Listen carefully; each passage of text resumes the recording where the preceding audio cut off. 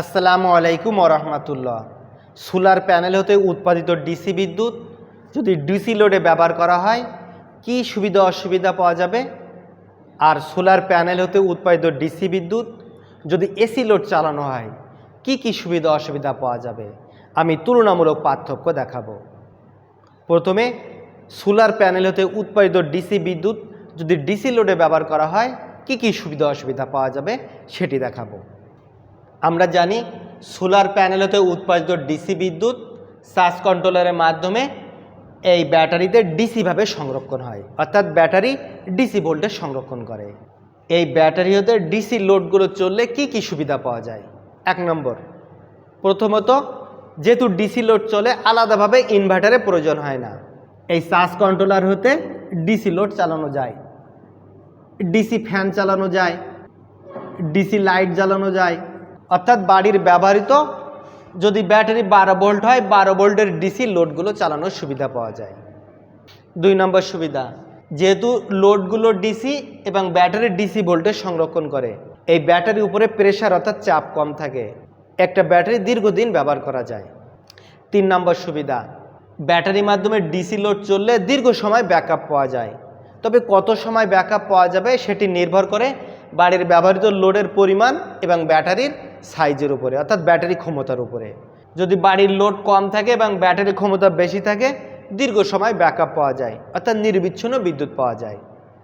4 নম্বর সুবিধা, solar panel, charge controller এবং battery এই অল্প কয়টা ইকুইপমেন্টের মাধ্যমে একটা সোলার সিস্টেম চালু করা যায়, ফলে প্রাথমিক খরচ কম হয়।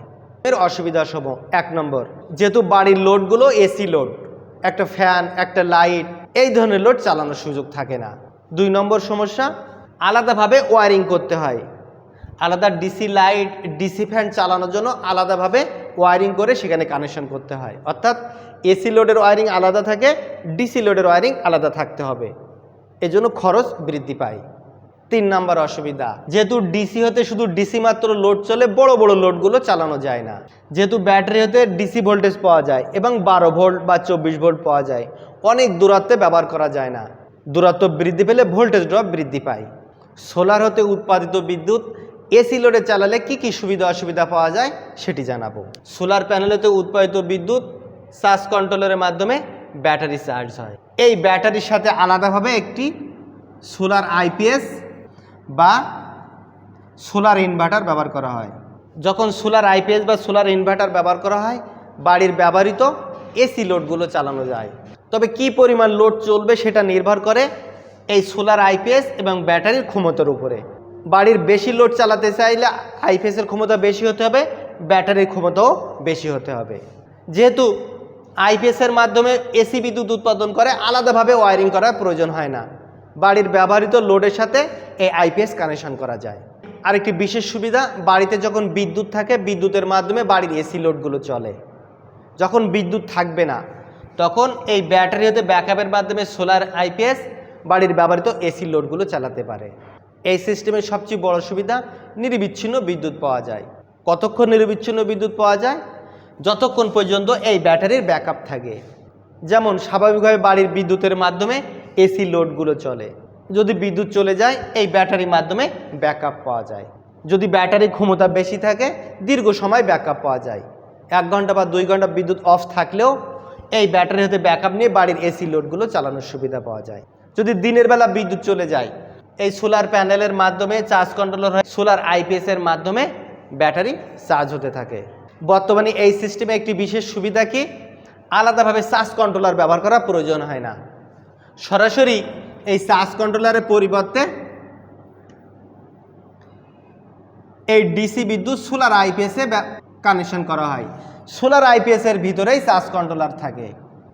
এই চার্জ কন্ট্রোলারের মাধ্যমে ব্যাটারি চার্জ হয়, আবার বিদ্যুৎ অফ হয়ে গেলে এই আইপিএস ব্যাটারি থেকে ব্যাকআপ নিয়ে বাড়ির ব্যবহৃত লোডগুলো চালু রাখে। ডিসি বিদ্যুৎকে এসি বিদ্যুৎ উৎপাদন করে ব্যবহার করলে কি অসুবিধা সৃষ্টি হয়।